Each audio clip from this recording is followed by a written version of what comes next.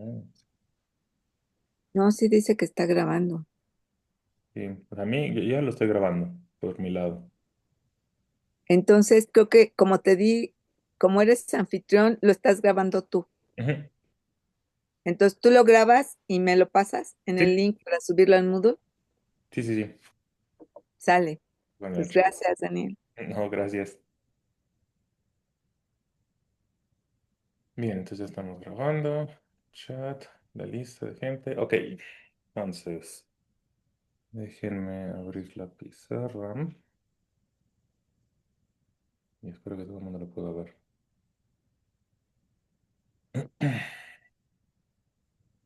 Bien, entonces hagamos algunas pruebas rápidas. Todo el mundo ve lo que estoy rolloneando en la pizarra.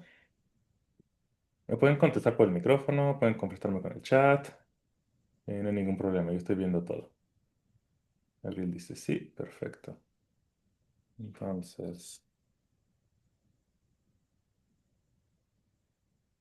bien.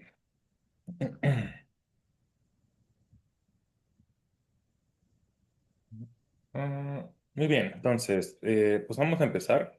Nunca me han tomado clase conmigo. La idea es poder comentar en cualquier momento a través del chat. Pueden encender su micrófono y preguntarme. Interrumpan en el momento que quieran. Y puedo contestar cualquier pregunta. Igual comentario, cualquier cosa que quieran reaccionar en el chat, ahí lo pueden poner. Entonces, lo que vamos a ver hoy va a ser una sesión muy resumida, en corta, de magnetización. Entonces, vamos a ver, sí, está detectando varios rayones que no debería. Pues el tema de hoy es magnetización.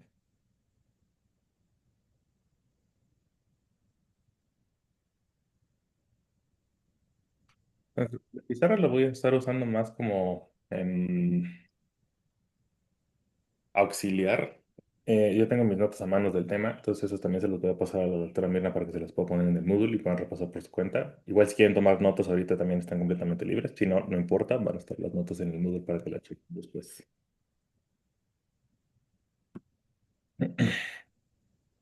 La idea es la siguiente. Me parece que las últimas clases lo que vieron fue acerca del concepto de campo magnético. Repasando, la idea es que vieron que cargas, desde el inicio del curso, lo que hemos estado haciendo es estudiar cuál es el efecto, cómo se comunican las partículas que tienen carga. Vieron al inicio que partículas que están quietas, estáticas respecto a ustedes, generan campos eléctricos y es como se comunican con otras partículas que tienen carga. Recientemente vieron que si respecto a su sistema esas partículas están moviéndose, entonces lo que ustedes detectan es que esas partículas generan un campo que no es eléctrico, generan un campo magnético además del eléctrico. Y ese campo magnético ejerce una fuerza diferente sobre otras partículas cargadas. Vieron la predicción de la fuerza de Lorentz. Y vieron también que toda esa información, que que partículas cargadas en movimiento generan campos magnéticos, es lo que está resumido en lo que se conoce como la ley de Ampère, una de las ecuaciones de Maxwell. La ley de Ampère básicamente lo que dice, corriente que avanza en cierta dirección genera campo magnético alrededor, girando por regla de la mano derecha. Es el resumen. Mientras avanzaban en ese tema, no sé si probablemente hayan tenido como duda el bueno, ¿y eso cómo se relaciona con el fenómeno de magnetismo que yo conozco? Porque, a ver, no sé si les habrá dado tiempo de hacer el experimento en el laboratorio de electrónica, pero de electromagnetismo, perdón. Pero esa idea que una corriente a través de un cable genera un campo magnético alrededor o sea, se puede medir. Es un experimento muy bonito. En el laboratorio lo que se hace es que ponen un alambre, un cable, hacen para cruzar una corriente, ponen una hojita de papel, que hacen que ese cable cruce en la hoja de papel y sobre la hoja de papel ponen polvito, hierro. Y si ustedes lo arrojan, verán que ese polvito de hierro, ese polvito de hierro se ordena de forma tal que forma circulitos alrededor del cable por efecto del campo magnético. Entonces eso se puede detectar, que es que ese campo magnético se genera. Sin embargo, probablemente cuando ustedes escuchan el término magnetismo, no. no están pensando en una corriente eléctrica. Cuando escuchan el término magneto, ¿en qué cosa están pensando? Escuchan magnetismo, imanes, ¿qué piensan? ¿Qué objeto les viene a la mente?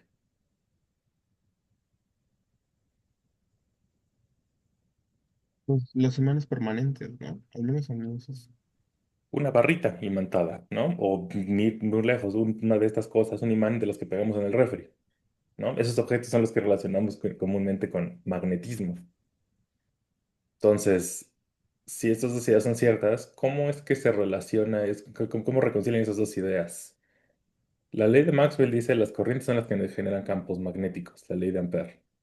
Pero por su parte saben ustedes que esas barritas imantadas atraen metales, funcionan con campos magnéticos, es lo que generan. Entonces, ¿qué onda con eso?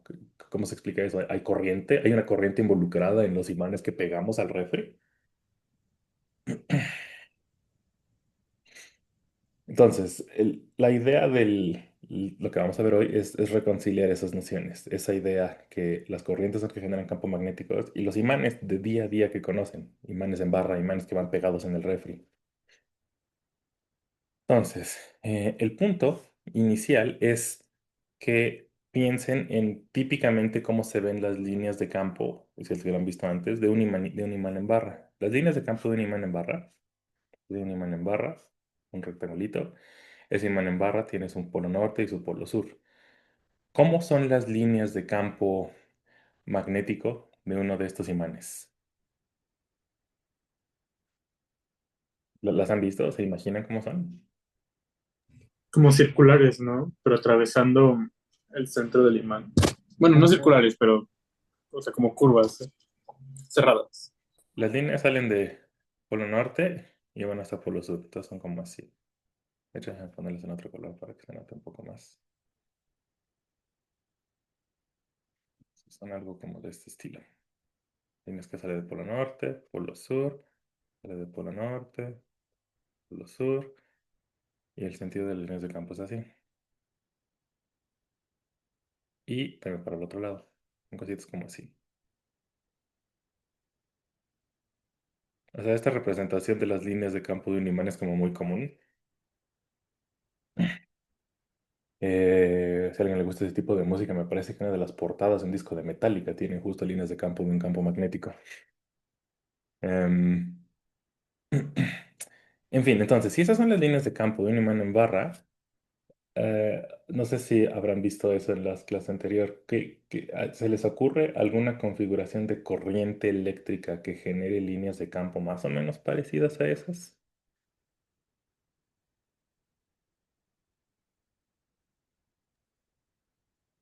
Entonces, La es un espira. Cuando, ajá, cuando tenemos una espira.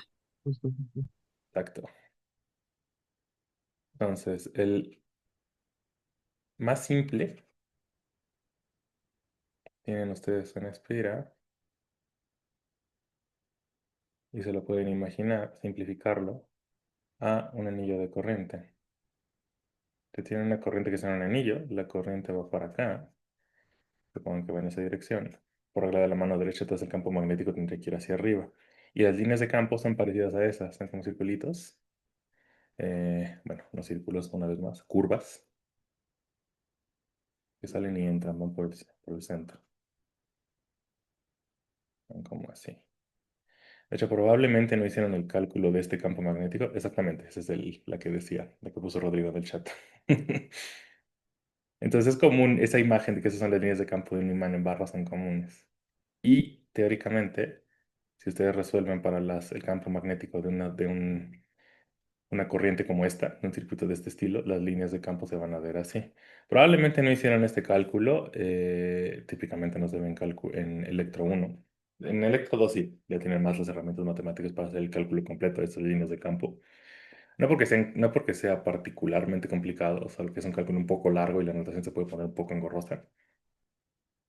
Pero van a ver eso después. El que quizás sí vieron, y si no, chequen los libros, es calcular el campo magnético que se genera aquí, en el centro del anillo, en el eje Z. O sea, como ven, todas esas líneas se van degenerando de forma tal que aquí tiene que haber una línea recta en el centro del anillo. Pues no son exactamente las líneas de campo de un imán en barra, pero se parecen mucho. Ahora, Em, Tampoco sé si habrán platicado un poco más de esto, pero eso tiene que ver con el concepto de momento dipolar. Una distribución de corrientes tiene un momento dipolar. Eh,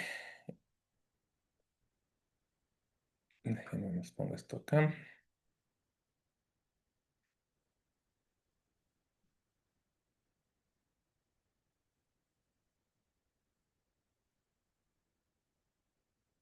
Magnético, solo para distinguirlo del momento dipolar eléctrico.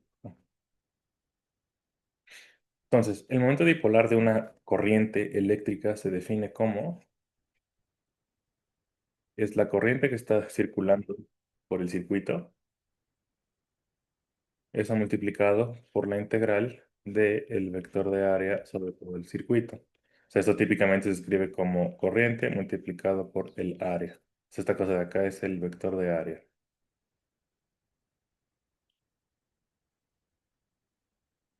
Vector del área encerrada por el circuito. En el caso de un circuito circular, lo que estamos diciendo desde el anillo radio R,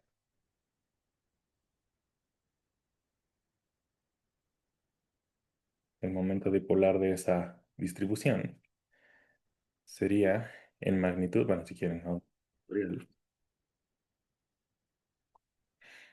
Si está circulando una corriente I, es I multiplicada por el área que está encerrando el anillo, que es el área de un círculo, que es pi por radio al cuadrado, y el vectorcito tiene que ir en la dirección del normal al área encerrada. Si en este caso, aquí nombran que ustedes que esa es la dirección Z para acá arriba, entonces el momento dipolar tiene que apuntar en la dirección esa, la dirección normal al área. En este caso es la dirección Z, la dirección K. Por ejemplo, este es el momento dipolar de un anillo de radio R. Ahora, resulta, esa expresión es útil porque hay una manera de calcular cuál es el campo magnético que está generando esta corriente en términos del momento dipolar magnético. No sé si lo habrán visto en términos del campo eléctrico, pero con el campo eléctrico sucede algo parecido. Si ustedes tienen un dipolo eléctrico, pueden calcular cuál es el campo eléctrico que ese dipolo genera y hay una expresión cerrada para eso. No tiene caso que se las describa, no es importante para nuestra discusión, que es más intuitiva el día de hoy. Pero este vector lo estoy introduciendo porque es en términos de ese objeto, de esa cantidad física, del momento dipolar, que se discute cuáles son las propiedades de magnetización de la materia.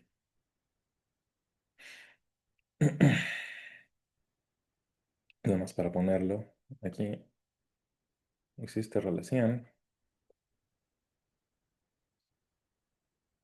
entre M del circuito con B generado. Entonces, se discute en términos de eso, en términos del momento dipolar. Ahora, entonces, regresando a la discusión, si los campos magnéticos son generados por corrientes, y ahora lo vamos a traducir a son generados por momentos dipolares, ¿eso qué tiene que ver con los imanes en barra y los imanes que encontramos de forma natural en la naturaleza? Entonces, si ustedes tuvieran que decir, dirían, en un imán de barra, ¿hay corrientes involucradas generando ese campo magnético?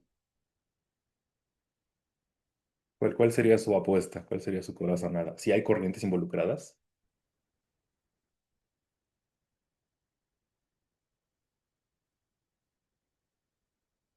No, yo pienso que es por una constitución más que nada de cómo está compuesto el material. O sea, su distribución ¿De qué? de, de materia. Es que me lo explicaron hace mucho, pero no sé cómo explicarlo. Entonces tiene que ver, sí tiene que ver con distribución de algo. Y sí, es materia, aunque no es exactamente la parte de materia la que nos interesa, es otra propiedad. Carla dice que no, definitivamente no tiene que ver con corrientes eléctricas. Sin embargo, déjenme ponerles un experimento en mente que quizá, no sé si habrán hecho. No sé, alguna vez en la primaria o en la secundaria hicieron el experimento de agarrar un clavo, enrollarle un alambre de cobre y conectar ese alambre de cobre a una pila. Pues algo como esto. Se los dibujo. Ya tiene aquí su clavito. le enrollan cobre y eso va directamente a una Duracell. ¿Alguna vez han hecho eso? Y si sí, ¿qué es lo que le pasa al clavito? ¿Eso en qué se convierte? En un imán.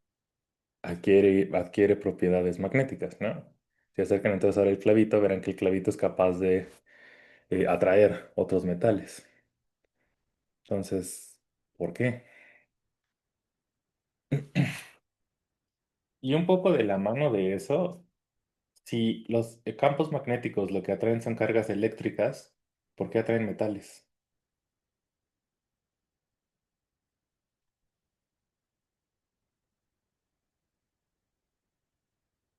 Supongo que la estructura como que molecular del, o sea, de los tipos de enlaces que forman un metal permiten que eh, como que sean influenciados por el campo, o sea, como que pues, sean orientados en ese sentido. No sé si me explico. Sí, y es exactamente esa la idea. Entonces, resulta que cuando un material tiene propiedades magnéticas, sí tiene que ver no con corrientes, pero sí con momento dipolar. Esa es la frase correcta. Ahorita lo que vamos a hacer es verlo como es de forma clásica y va a parecerles que son corrientes. Y después vamos a discutir por qué, no muy a detalle, porque la explicación es cuántica, pero el por qué no exactamente. Entonces, quiero que se imaginen ustedes los átomos que constituyen un imán. Entonces, son atomitos, significa que entonces, tenemos átomos del imán en barra. Entonces, imagínense, está por un lado, está el núcleo, que tiene carga neta positiva, y alrededor del núcleo, de acuerdo al modelo de las órbitas, tenemos a los electrones con carga negativa, dando vuelta alrededor del núcleo. Entonces, un electrón dándole vueltas a un núcleo, así, dando vueltas en círculos o elipses, ¿eso constituye una corriente eléctrica? Estrictamente hablando, sí, ¿no? ¿Y no? O sea, si eso está pasando, si un electrón está dando vueltas, eso es una carga moviéndose respecto al sistema de referencia, si quieren ponerlo en el núcleo. Entonces, esto sí es corriente eléctrica.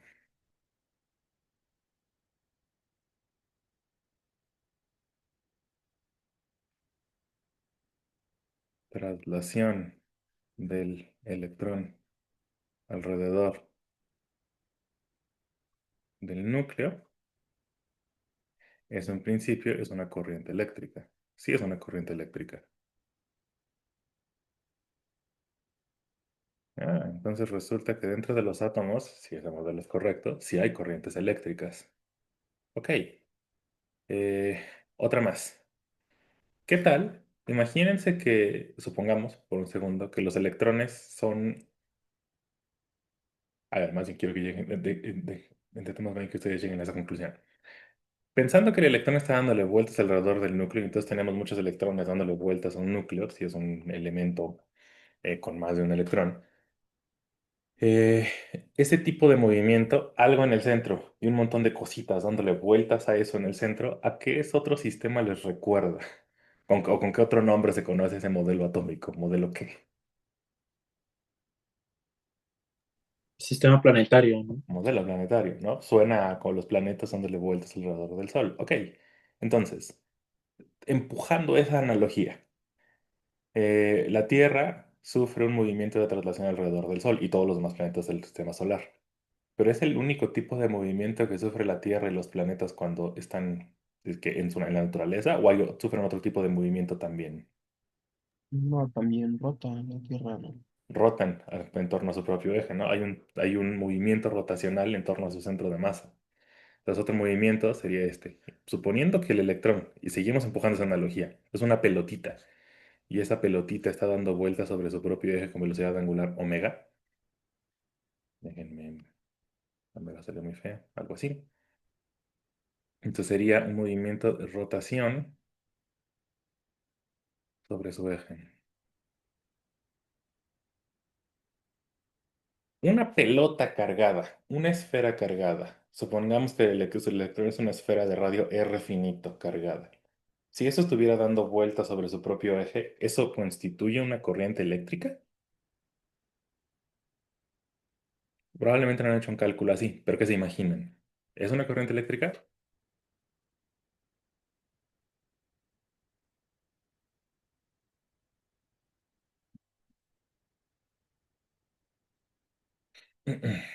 Carla dice, sí. Piensen no en el electrón, piensen en una, que yo les digo, tienen una pelota de fútbol de ese tamaño, cargada eléctricamente. Ustedes podrían mostrar que esa pelota girando en torno a ustedes está generando una corriente eléctrica en torno a ustedes porque esa pelota estaría formando por pequeñas otras particulitas que tienen carga. Y entonces, cada una de esas partículas con carga estaría dando vueltas alrededor del eje de simetría y se vuelve a reducir otra vez al caso uno. Entonces, de forma efectiva, esto sí también está generando una corriente eléctrica I.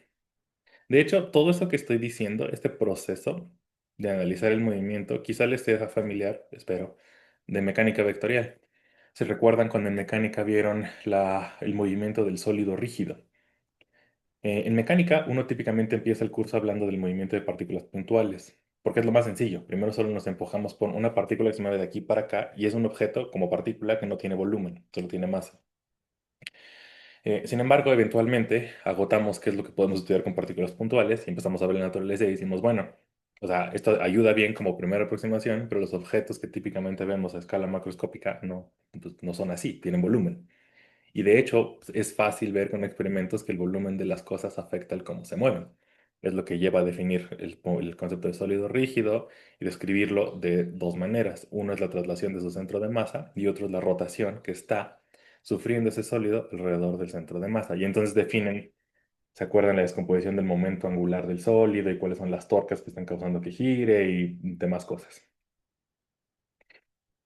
Entonces a eso a lo que estoy invocando y pensando que podemos aplicar toda esa maquinaria para estudiar a los electrones en un material, en un imán, por ejemplo, entonces vemos que pues sí hay corrientes involucradas, o eso a primera vista. ¿Ok? Entonces, preguntas hasta acá.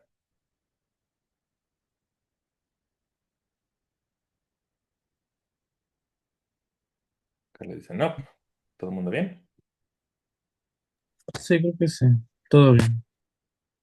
Ahora, eso lleva de forma natural a lo siguiente. Entonces, si sí hay corrientes dentro de los átomos del material, podrían decir entonces, eso explica entonces por qué existen imanes en la naturaleza, porque como los electrones de esos materiales están moviéndose, esos electrones son los que están generando las corrientes eléctricas que a su vez generan los campos magnéticos. Uno iría hacia allá. Y esto suena plausible. Sin embargo, hay un pequeño detalle que no estamos considerando. Esto explicaría por qué el imán que pegan en el refri tiene propiedades magnéticas. Pero eso no explica por qué su mano, la que quiera, la derecha o la izquierda, no tiene propiedades magnéticas. ¿A qué voy con esto? Si eso es cierto, si estos dos movimientos y las corrientes que generan esos movimientos son lo que generan el campo magnético, entonces toda la materia tendría que tener propiedades magnéticas, ¿no? Porque ustedes mismos, los electrones que los constituyen, están moviéndose así. Y entonces todo tendría que ser un imán en la naturaleza, si esto es cierto. ¿No? Entonces, ¿qué pasa con eso? ¿Cómo se explica? ¿Alguna idea? Es sobre cómo, o sea, dependiendo de la estructura de cada, ¿cómo se llama? Como que de cada elemento o de cada material, cómo es que cada campo magnético interactúa, o sea, cómo cada campo magnético de cada átomo interactúa con otro. O sea, supongo que un objeto que no tiene propiedades magnéticas, por así decirlo, cancela todo su campo magnético entre sí, o sea, internamente, por así decirlo. Exactamente, es exactamente eso. La palabra que, no sé si no me acuerdo si fuiste tú o fue alguien más, la palabra clave es justo orientación. Entonces, Esto en efecto está ocurriendo. No exactamente así, ahorita les pongo el bemol, pero esto sí está ocurriendo. O sea, esas propiedades de los electrones en los átomos sí están generando esos campos magnéticos. Más precisamente, sí están generando ese momento dipolar, ese momento magnético. Sin embargo, eh, la cosa es que en un material típico, en su mano derecha, eh, cada uno de esos momentos magnéticos que está generando no tienen por qué estar alineados. O sea, todos sus átomos no tienen por qué estar dando vueltas así, y el siguiente de lado así, y el siguiente de lado así, y el siguiente de lado así. No. Puede ser que uno está dando vueltas así, el otro está dando vueltas así, el otro está dando vueltas así. La orientación no tiene por qué ser la misma.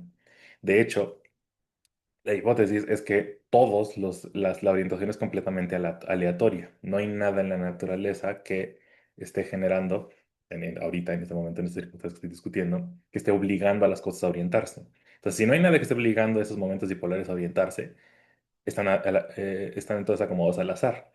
Eso significa que de forma efectiva, si hay uno que está generando un momento dipolar para acá, eventualmente va a haber otro igualito que esté detectando que esté generando un momento dipolar para el otro lado. Y entonces te acaban cancelando.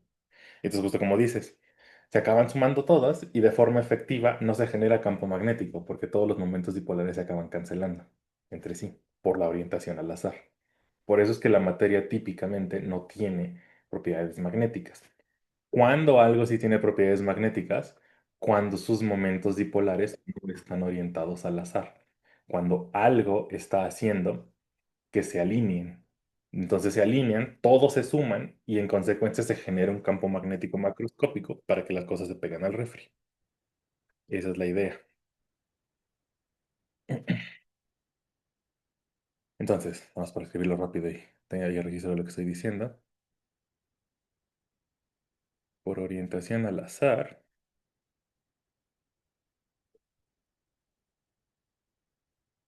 entonces materia común, déjenme ponerle ese nombre. O sea, materiales con propiedades no magnéticas. Eso es M total, su momento magnético total es igual a cero. Y entonces el campo magnético que generan es igual a cero. Y no hay propiedades magnéticas. Entonces, para el caso del imán en barra, lo que ocurre es que M alineados. Entonces, ¿cómo funciona? En un imán en barra, un material que ya tiene propiedades magnéticas, eh, ahí lo que está ocurriendo es que esa alineación se da y se da permanentemente. Ese material está permanentemente imantado. O sea, sus momentos dipolares se alinearon en algún momento de su historia y se quedaron alineados así. En el otro ejemplo que les estaba poniendo, el ejemplo del tornillito, es posible em, hacer que los momentos dipolares de un material que antes no estaban alineados se alineen. De hecho, este ejemplo muestra a lo que vamos. Si ¿por qué ocurrió? Lo que hicimos fue, en el ejemplo de la pila, está el clavito y le enrollamos un cable, un conductor, y a través de ese conductor hicimos pasar una corriente. Entonces, ¿qué cosa es lo que se generó de forma efectiva? O sea, esta configuración de un alambre enrollado y luego le pasamos corriente, ¿eso qué genera? ¿Cómo se llama? ¿Qué es?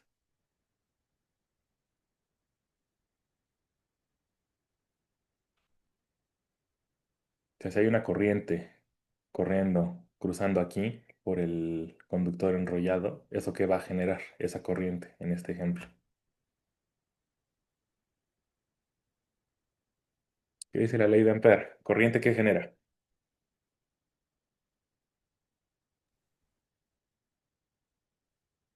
Pues al circular una corriente lo que va a generar es un campo magnético. Exacto. De hecho, lo que está ocurriendo, lo que le pasa al clavito es que al aplicar ese campo, lo importante no es la corriente, lo importante es el campo magnético. El campo magnético que estamos aplicando en consecuencia de esta corriente, lo que está haciendo es alinear los momentos dipolares del clavito. Esos momentos dipolares se alinean, suman, y entonces el clavito obtiene propiedades magnéticas, genera un campo magnético el mismo.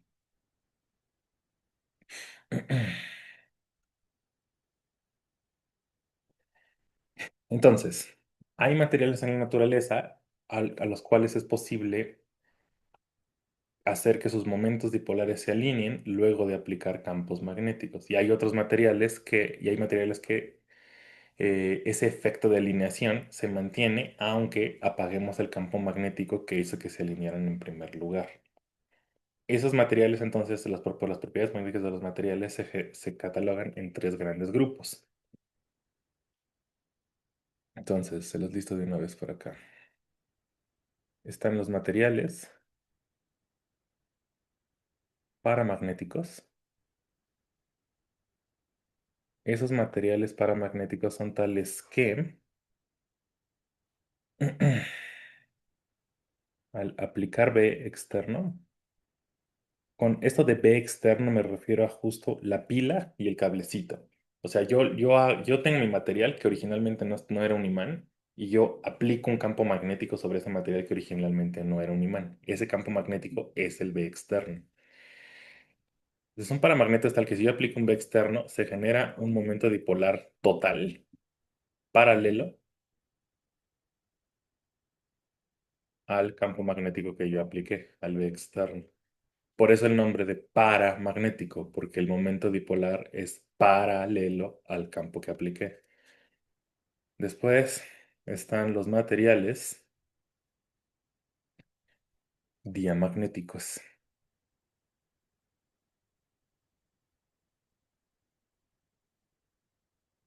Los diamagnéticos son tales que, otra vez, mi material no tenía propiedades magnéticas al inicio, yo le aplico un campo magnético externo y eso causa que los momentos dipolares de ese material se alineen, pero se alinean antiparalelos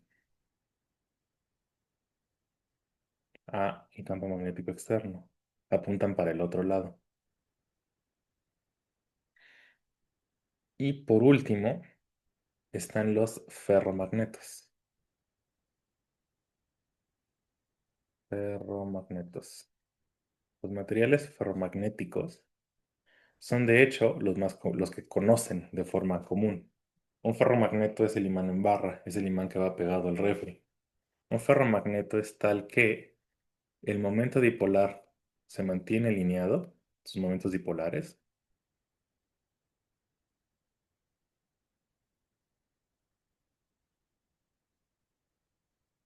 aunque B, el campo magnético externo, se apaga.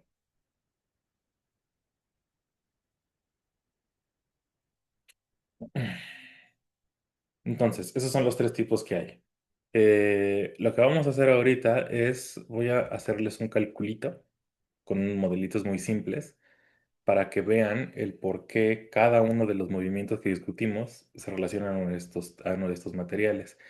El fenómeno de paramagnetismo típicamente se asocia a este movimiento, al movimiento de rotación sobre el eje, y quiero que vean que hice comillas, del electrón. Y el diamagnetismo se asocia al movimiento rotacional de traslación alrededor del núcleo de los electrones. Después de que veamos esos modelitos, es que voy a explicar por qué las comillas. Porque resulta que el más difícil de...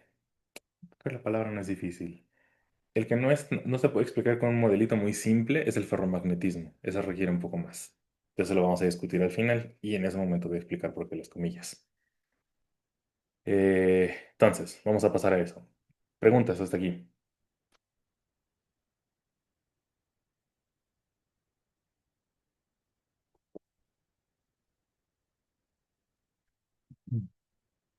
Preguntas hasta acá.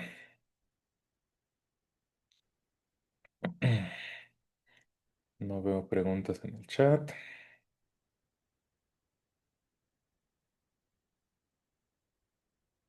La dice no. Muy bien.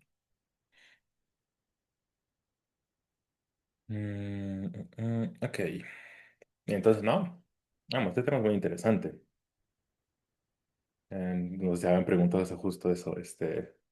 Como ven, Ya lo que han aprendido hasta ahorita del electro les puede permitir hacer este tipo de preguntas curiosas, ¿no? Como por qué no todo está imantado y demás. Y es padre enterarse, de ver la explicación de por qué no, o por qué pasan las cosas. Bien, entonces, empecemos con paramagnetismo, el por qué ocurre eso. Entonces, no voy a hacer el cálculo completo. Mi plan original era hacerlo, pero dado que la clase de esta como sesión es muy corta, no tengo ganas de aburrirlos con cálculos complicados ahorita. Con cálculos complicados, con cálculos largos ahorita. Quiero que nada más se lleven la idea intuitiva de qué es lo que ocurre, lo que está ocurriendo. Pero sí dejarles como los elementos para que si tienen curiosidad hagan el cálculo por su cuenta. Entonces, primero vamos a ver paramagnetismo. Cómo se explica. Un modelito sencillo para explicarlo.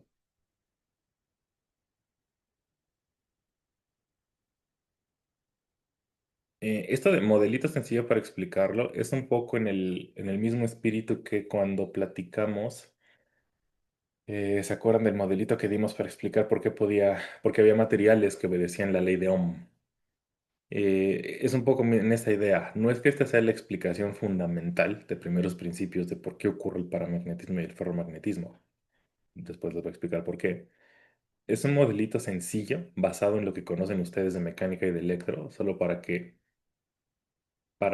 motivar el por qué puede pasar esto. Aquí el punto es que esos tres materiales, esos tres tipos de materiales ocurren en la naturaleza. Se han hecho experimentos, o sea, no hay duda de que eso pasa, de que estos tres fenómenos, paramagnetismo, diamagnetismo y ferromagnetismo, existen. Y ese es el punto. Entonces, bueno, el modelo consiste en lo siguiente. Bien, déjenme hacer los dibujitos, les voy explicando. Entonces, el modelo del paramagnetismo, bueno, déjenme ponerles primero que la explicación antes de... Mm, estoy seguro que no estoy diciendo, no estoy saltando nada. No, sí, sí sé que tiene que ver con esto. Entonces, paramagnetismo tiene que ver con el momento del electrón por, comillas, girar sobre su propio eje.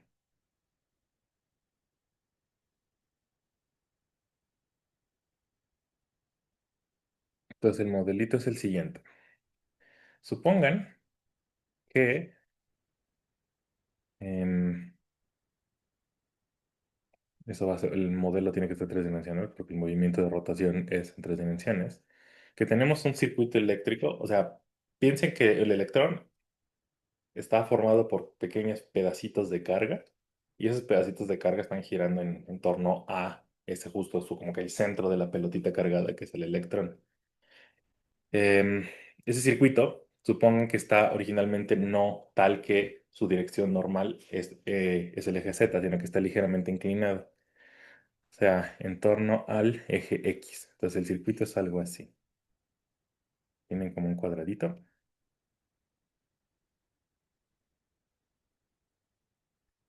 Voy a ponerle nombres.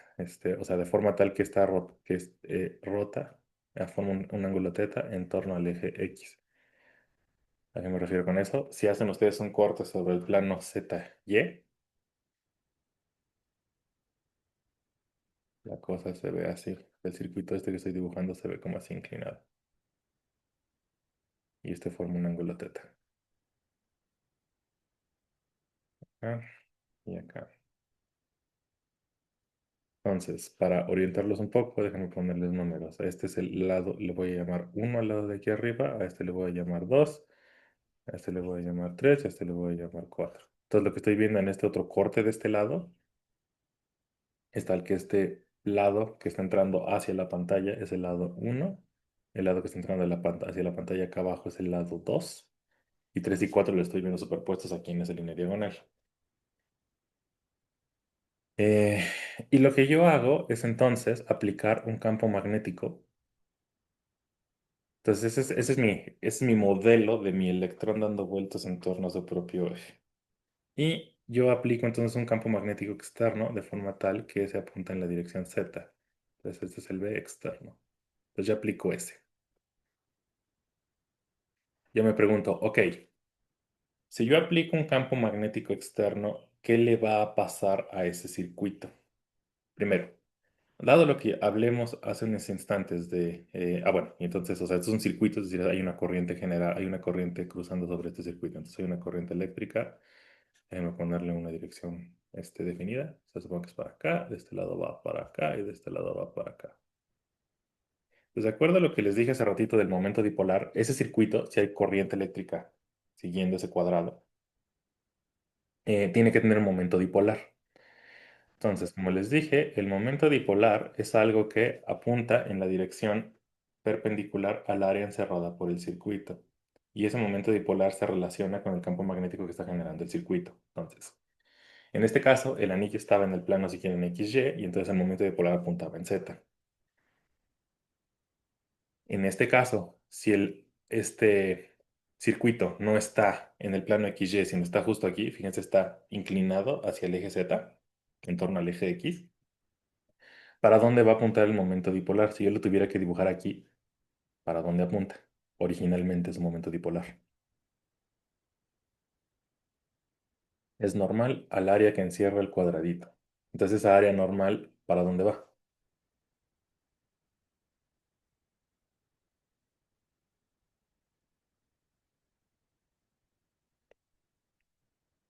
Entonces, originalmente, ¿para dónde apunta?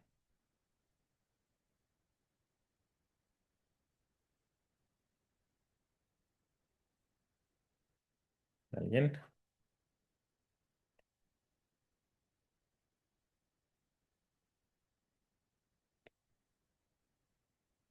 Si estuviera en el plano XY, la dirección normal sería en Z. Entonces sería hasta acá. Eso sería si el circuito estuviera contenido aquí. Pero como no lo está, entonces el momento dipolar no está apuntando en Z. El circuito está haciendo un eje está haciendo un ángulo teta con el eje Y, o con el eje Z para el otro lado.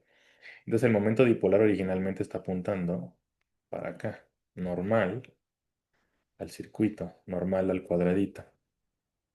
Entonces este es el momento dipolar al inicio, que como ven, no está apuntando en la misma dirección del campo magnético externo. Pero entonces yo aplico ese campo externo. La pregunta es, ¿ese campo externo tiene la capacidad de hacer que el momento dipolar apunte ahora en la dirección Z? Es decir, que el momento dipolar se alinee con ese campo magnético externo, que es lo que, según dijimos, es el fenómeno de paramagnetismo, que el campo magnético externo alinea el momento dipolar en la dirección de B, lo vuelve paralelo. Para que eso ocurra, para que entonces ahora esta M no esté apuntando aquí en diagonal, sino que apunte en la dirección Z, entonces el campo externo tendría que tomar el circuito y rotarlo, tendría que girar el circuito, hacer que el circuito baje al plano XY, baje para acá este circuito, y entonces el momento dipolar sí vaya hacia apunte en Z, hacia apunte para arriba. Entonces la pregunta es si eso puede pasar.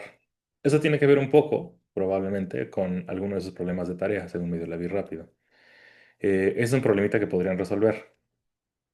El problemita se reduce a, yo tengo ese circuito cuadrado y ya me pregunto, ¿ese campo magnético externo puede ejercer una fuerza tal que gire el circuito y lo mande al eje al plano XY? Para resolver eso, tienen que utilizar el problemita, la ley de fuerza de Lorentz. Entonces, la fuerza que está generando el campo magnético, ese campo magnético externo sobre el circuito, está dada por, les pongo la expresión, entonces, fuerza sobre el circuito,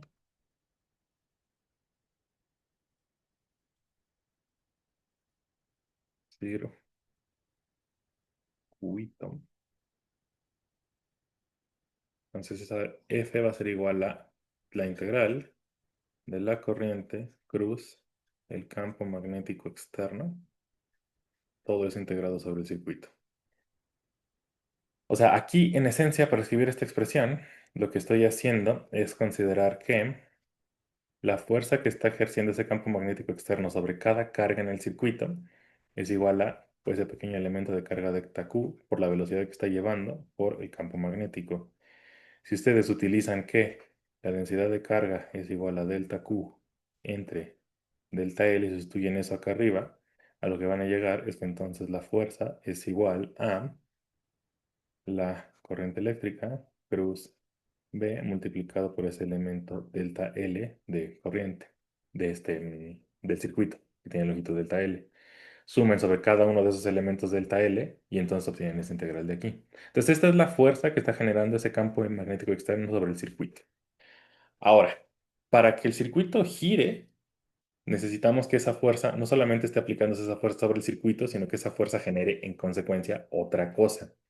¿Cómo le llamamos a cuando en mecánica vectorial, cómo le llamamos a cuando una fuerza está causando que algo rote, que algo gire? Decimos que la fuerza está generando ¿qué? ¿Perdón? Un momento angular.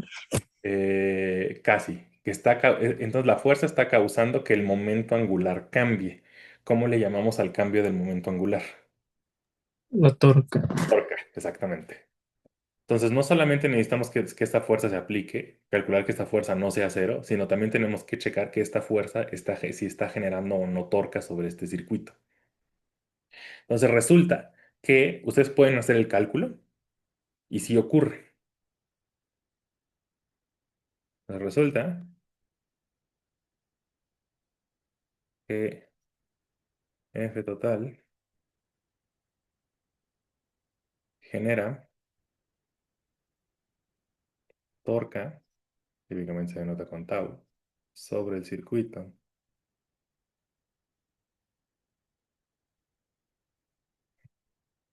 Y les pongo la expresión para la torca total. Resulta que la torca total que está generándose sobre ese circuito es igual a I veces el lado al cuadrado del circuito por la magnitud del campo magnético externo por el seno de teta por I, el vector en la dirección X. Entonces, como ven, depende del campo magnético externo y depende del ángulo de inclinación al que estaba originalmente el circuito. Entonces, si la torca está apuntando a la dirección Y, si lo hacen con regla de la mano derecha, entonces el pulgar está apuntando en la dirección X, que es de donde va la torca. Y entonces el giro que esa torca genera es por regla de la mano derecha hacia la dirección hacia el eje Z. Entonces, como ven, así como lo estaba dibujando en o sea, la torca, voy a ponerle otro colorcito, está entonces causando un giro en torno al eje X en esta dirección. Es decir, el campo magnético externo en efecto lo que hace es tomar el circuito y lo manda. Entonces en esta dirección para acá, esto es tau, el efecto de tau. Sí causa que el circuito se vaya al plano XY y entonces el momento dipolar magnético también apunta hacia Z. Lo manda hacia donde está apuntando el campo magnético externo. Entonces, un campo magnético externo sí causa que los momentos dipolares se alineen con este. Y eso es lo que explica el fenómeno de paramagnetismo. Por eso es que hay materiales que tienen esas propiedades.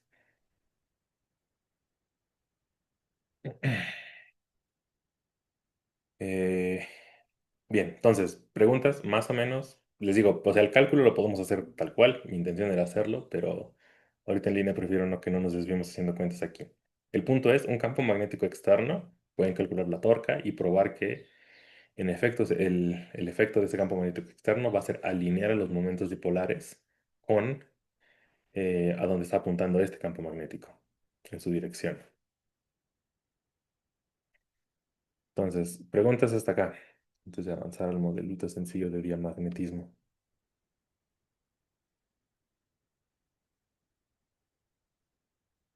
Mm, hicimos. ¿Ninguna pregunta hasta acá? Yo tengo una duda, Sí. pero, o sea, los materiales estos que se imantizan pero momentáneamente, Ujú. ¿en dónde caen? ¿En diamagnéticos o en Son, dónde? son diamagnetos y paramagnetos. Esos son los que nada más se magnetizan momentáneamente. Ok. Entonces, esos dos se magnetizan momentáneamente y la distinción entre uno y otro es para dónde apunta el momento dipolar y en consecuencia el campo magnético generado del material. Bien, entonces, la explicación, el diamagnetismo te explica o está relacionado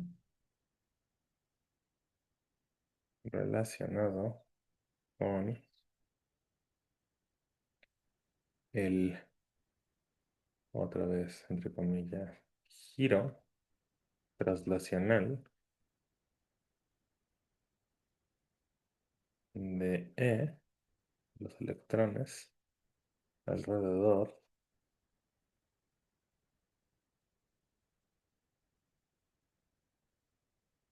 del núcleo.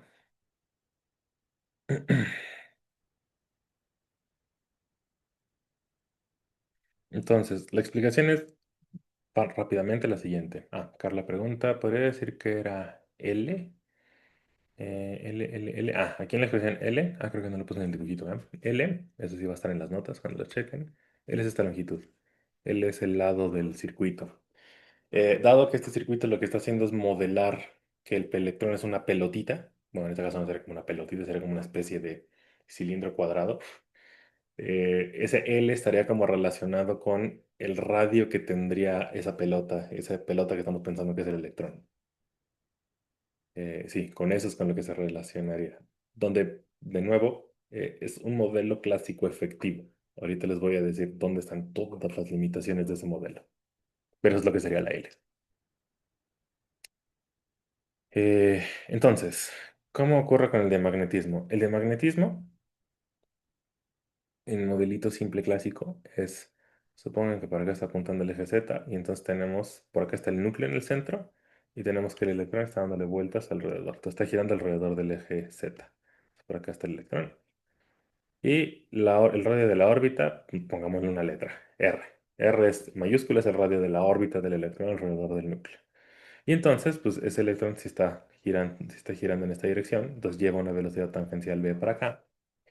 Y em, esa corriente en consecuencia está generando un momento magnético. Ahora, nada más recuerden las convenciones. El electrón está girando así. Entonces, por regla de la mano derecha, ustedes dirían el momento magnético entonces está apuntando para arriba. Pero no es cierto. Porque acuérdense que la corriente, por convención, son las cargas positivas las que estamos pensando que están haciendo el movimiento. Entonces, siguiendo esta convención, que es la que hemos seguido todo el curso, entonces electrones moviéndose para allá es lo mismo que cargas positivas moviéndose para el otro lado. Entonces, por regla de la mano derecha, el momento magnético más bien estaría apuntando para abajo. El momento magnético de esta configuración del electrón dándole vueltas al núcleo estaría apuntando para acá. Para acá estaría M, hacia abajo. Eh, Ahora, entonces, suponiendo que ese es el modelo, la idea es que la corriente que se está generando y tiene que ser igual a menos la carga total, la corriente total que está pasando, que es la del electrón. Estoy poniendo este menos porque de nuevo la corriente es por convención positiva. Como la carga del electrón es negativa, tengo que ponerle un menos para cancelar eso. Y eso va sobre el periodo, eso es T es el periodo, que le toma al electrón darle una vuelta al núcleo. Si escriben eso en términos del radio y la velocidad angular, y la velocidad tangencial, perdón, entonces eso va a ser igual a menos E, y el periodo es igual a, bueno, uno sobre el periodo es igual a la velocidad tangencial sobre 2 veces pi por el radio. Esto es B tangencial. B tangencial.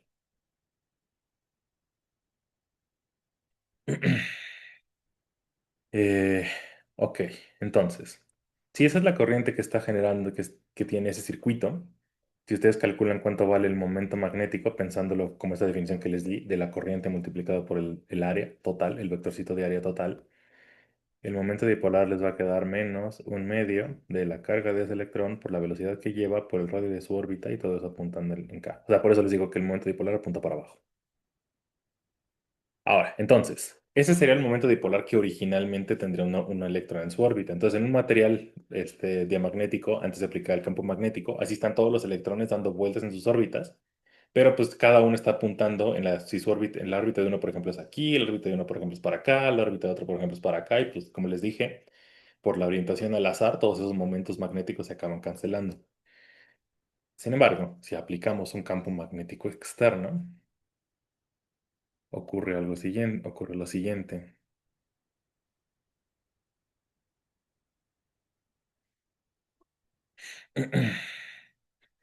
Y supongan que en este propósito, igual que en el modelo anterior, supongamos que el campo magnético externo está apuntando en la dirección Z.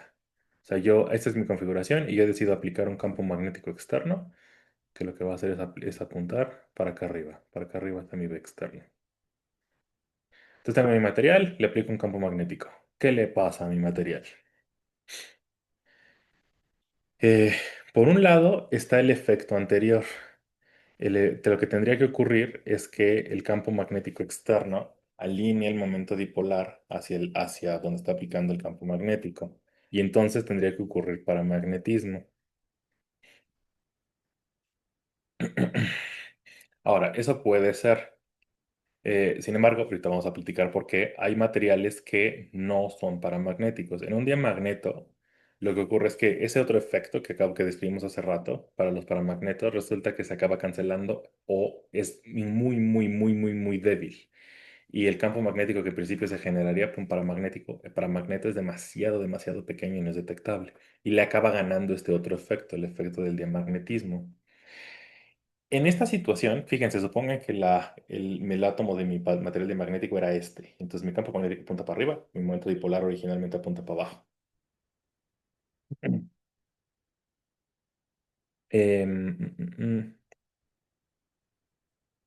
Ajá. Lo que va a hacer ese campo magnético externo, si ustedes calculan cuál es la fuerza que va a generar ese campo magnético externo, esa va a ser igual a, de acuerdo a la fuerza de Lorentz, la carga de la partícula que está girando por la velocidad que lleva, producto cruz por el campo magnético externo. Hagan ese producto cruz, o sea, si esa B es tangencial al círculo, la velocidad, y el B externo, el campo magnético externo apunta en Z, entonces este producto cruz va a apuntar en la dirección radial. Eso va a ser menos B por B externo por la dirección radial. Suponiendo que el campo magnético externo es tal que no puede modificar el radio de la órbita, entonces esa fuerza, que como ven tiene forma de fuerza centrípeta, lo que va a causar es acelerar el, al electrón. Si R se mantiene constante, entonces esa fuerza lo que hace es aumentar B. Si se aumenta B, entonces se aumenta el momento dipolar magnético aquí arriba. Eso significa que si el momento dipolar apuntaba muy poquito hacia abajo, el B externo lo que va a hacer es que apunte muchísimo más para abajo. Si originalmente el momento dipolar no apuntaba hacia abajo ni apuntaba para acá, el efecto de B lo que va a hacer es que el momento dipolar apunte todavía más para abajo. Entonces, ¿qué va a ocurrir? Que ese momento, ese campo magnético externo va a hacer que todos estos electrones que están dando vueltas en su órbita adquieran momento dipolar por efecto de cada vez ir más rápido. Lo que va a causar es que el momento dipolar se genere un momento dipolar efectivo hacia abajo, es decir, en la dirección antiparalela al campo magnético externo. Entonces, el efecto neto es que M apunta en la dirección de menos el externo. Que eso es justo lo que es el diamagnetismo. El momento dipolar se alinea, o se genera un momento dipolar neto antiparalelo al campo magnético. Entonces, esa es más o menos la idea del modelito este. Ahorita terminando la clase, también les platico de en qué dos libros a mí me gusta leer estos temas y pueden revisar también, aparte de las notas, la explicación de los libros al respecto. Entonces, más o menos intuitivamente, lo que explicaría el diamagnetismo. Preguntas hasta acá.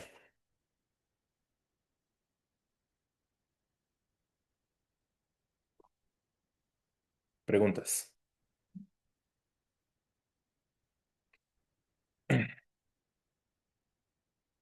En resumen, materiales paramagnetos y diamagnetos son tales que de forma natural sus momentos dipolares no están alineados y entonces no tienen propiedades magnéticas.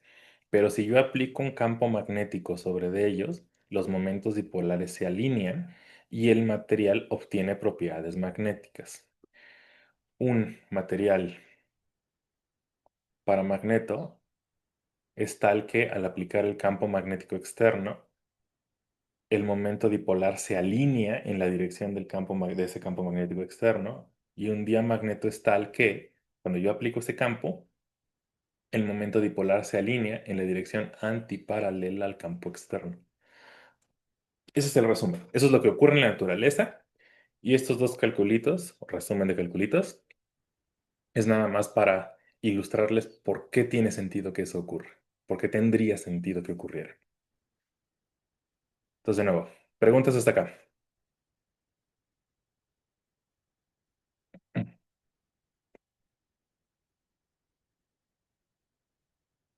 ¿Ninguna pregunta? Más o menos quedó claro. Los modelitos.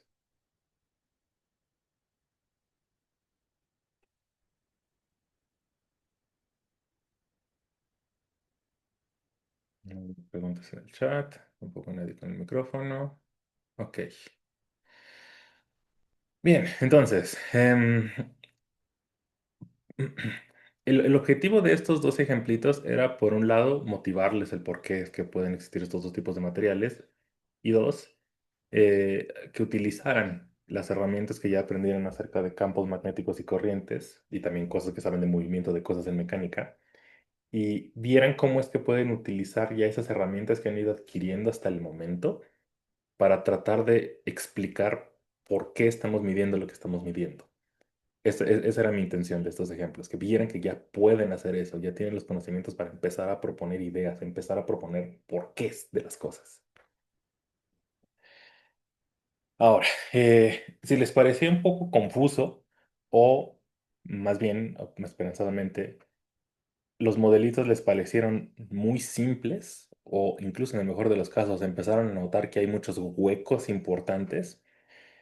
Entonces, muy bien, entonces su capacidad deductiva es bastante alta y van en la dirección correcta. En efecto, estos dos modelitos tienen varios problemas y uno de ellos es que si se sientan a pensarlo un poquito, sobre todo sabiendo lo que ya han ido permeándoles acerca de las ideas de la mecánica cuántica por cultura pop y así, probablemente pueden estar pensando, o sea, está bien, pero eso suenan extraños, hay cosas que no quedan claras.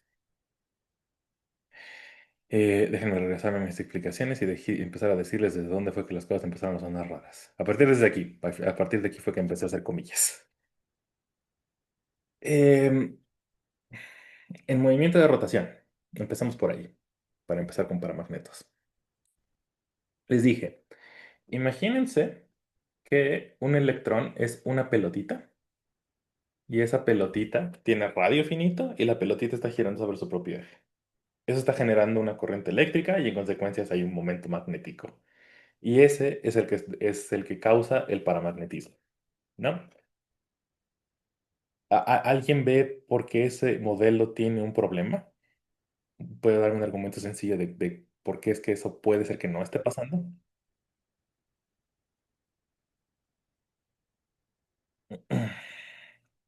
¿Alguien? ¿Alguien?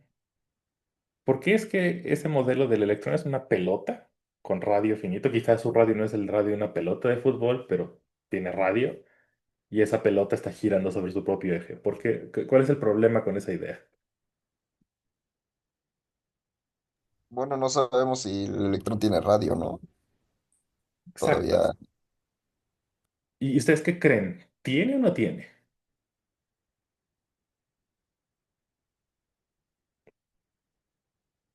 Les dije, recuerden que hicieron analogía en mecánica. Cuando están describiendo el sólido rígido, si se acuerdan, lo que se hace es, se piensa que ese sólido, por ejemplo, no sé, mi botella, está formado por pequeñas particulitas chiquitas y cada una de esas particulitas contribuye al movimiento total del sólido. En el caso, por ejemplo, del momento de inercia, suponen que cada una de esas pequeñas particulitas tiene masa finita y esa masa al final contribuye a la masa total del sólido. ¿Ok? Y les dije, hagan ese mismo símil y aplíquenlo a este modelo del electrón. Y literal les dije, piensen que esa pelota está formada por pequeños pedacitos de carga más chiquitos. Y al final, al sumar sobre todos esos pedacitos de carga más chiquitos, es que obtenemos la pelota llamada electrón y esa pelota llamada electrón gira. ¿Cuál es el problema con eso? El electrón, quizá lo hayan escuchado, es una partícula ¿qué? ¿Cuál es el adjetivo? Fundamental. Fundamental. Entonces, ¿el electrón puede estar formado por cositas más chiquitas que el electrón? ¿Tendría sentido? Si el electrón es fundamental, ¿podemos decir que está formado de cosas más pequeñas? No, no podemos. Suena que no, ¿no? Porque entonces diríamos, no, pues es que entonces no es cierto, el electrón no era fundamental, lo fundamental son esas otras cosas más chiquitas, ¿no? Que dicho sea de paso, es lo que sabemos que ocurre, por ejemplo, con los protones. Protones y neutrones no son partículas fundamentales. Los protones y neutrones sí están hechos de partículas más pequeñas. Los quarks, por si no lo habían escuchado antes. Pero no el electrón. El electrón sí sabemos que es fundamental. Entonces, partiendo de esa hipótesis, el electrón es fundamental y no puede haber nada más chiquito que el electrón, esta idea de que el electrón es una pelota que gira sobre su propio eje no hace mucho sentido, ¿no? Eh, entonces, todos estos modelitos que expliqué acerca de ferromagnetismo y de magnetismo, pues como que no tendrían mucho sentido, aparentemente. Eso, el modelo de rotación sobre su eje. Pero resulta que también el modelo de rotación en torno al núcleo tiene problemas. Esto todavía no lo han visto y probablemente no, dado circunstancias, no, ni siquiera van a alcanzar a verlo en detalle. Y además, típicamente en detalle se ve más bien en electrodos. Em, eh, en el movimiento planetario, la Tierra puede estarle dando vueltas a el Sol porque es un sistema en el que la Tierra no pierde energía.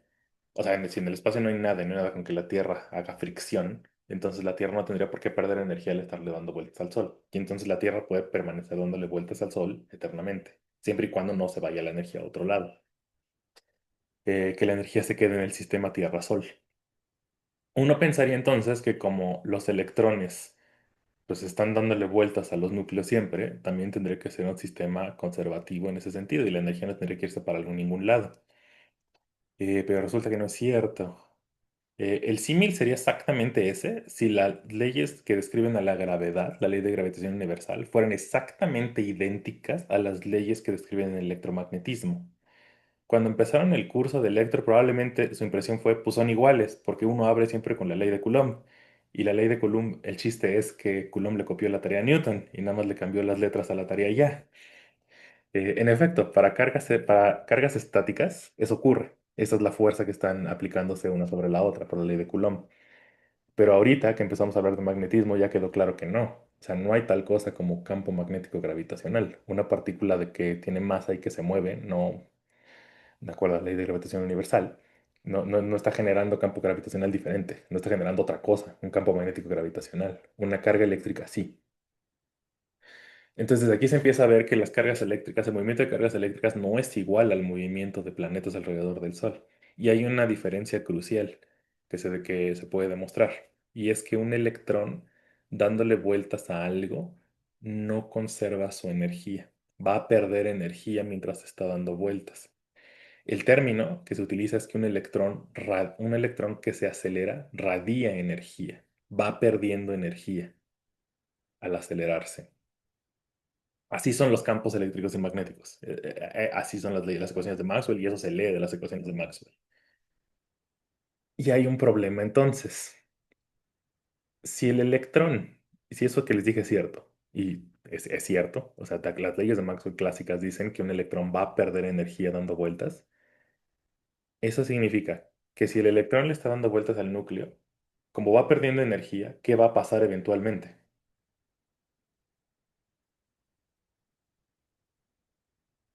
Debería detenerse, ¿no? ¿En dónde?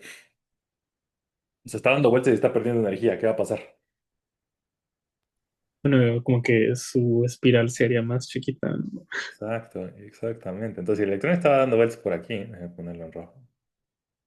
Estaba haciendo esto. Entonces, eventualmente va a perder energía y puso radio sobre más chico, sobre más chico. Y acaba colapsando en el núcleo. Y eso es con cualquier movimiento de órbita, porque cualquier movimiento de órbita es un movimiento acelerado, como saben de mecánica. Las leyes de Newton dicen, cuando la trayectoria de una partícula no es una recta, está acelerándose. Punto. Y Maxwell dice, cuando un electrón se acelera, una partícula cargada se acelera, pierde energía. Punto. Uno une esas dos ideas y ¿qué ocurre? La conclusión inevitable es la mecánica clásica dice que las órbitas nucleares estables no pueden existir. Eso no puede pasar. Los electrones, todos los electrones de todos los átomos tendrían que colapsar en el núcleo por pérdida de energía. Siempre. Te resulta que este movimiento, que también sonaba bastante plausible, tampoco puede pasar. Tampoco. Pues ninguna de las dos cosas puede ocurrir en la naturaleza.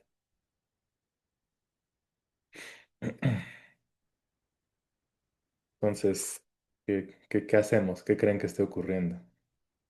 De hecho, esta último, del que hablé de las órbitas, no sé si lo habrán. Probablemente no, porque todavía no llevan. A lo mejor a alguien se les platicó en contemporánea, pero típicamente es un problema que se retoma en Intro a la cuántica. Entonces, bueno, me siguen hasta acá con el problema.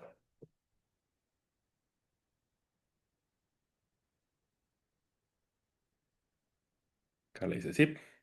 Bien, pues bueno, si ahorita están pensando, chin, ya se rompió la física, excelente, vamos por buen camino. Esa era la perspectiva de la gente hace varios años, hace poco más de 100 años. Poquitos más. Justo se hacen 100 años, este año es el aniversario. La gente estaba pensando, ya se rompió la física. Y peor, o sea, como van a ver en el semestre que viene, de hecho esta frase se la escuché a la doctora Mirna por primera vez, cuando me lo platicó a mí en una conferencia.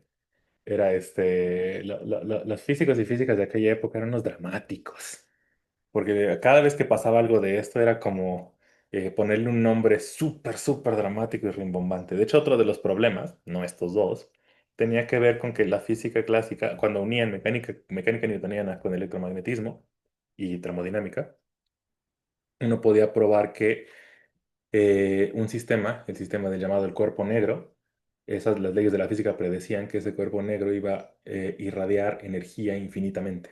O sea que por alguna razón iba a estar irradiando infinitamente, energía infinita. ¿De dónde estaba sacando esa infinita energía? ¿Quién sabe? Pero eso predecían las leyes de la física. Y a esa en particular el nombre dramático que le pusieron fue la catástrofe ultravioleta, porque eso pasaba cuando uno analizaba la radiación a frecuencias en el ultravioleta. Entonces, bueno, la gente en ese tiempo ya también estaba con esa idea de ya rompió, la física se rompió, la física no está funcionando. Eso, en que la gente se uniera y porque las mentes de grandes genios de esa época pensaran en cómo le hacemos entonces, entonces, ¿qué es lo que está pasando? Si esas leyes de la física no están dando predicciones correctas, ¿qué es lo que tenemos que hacer?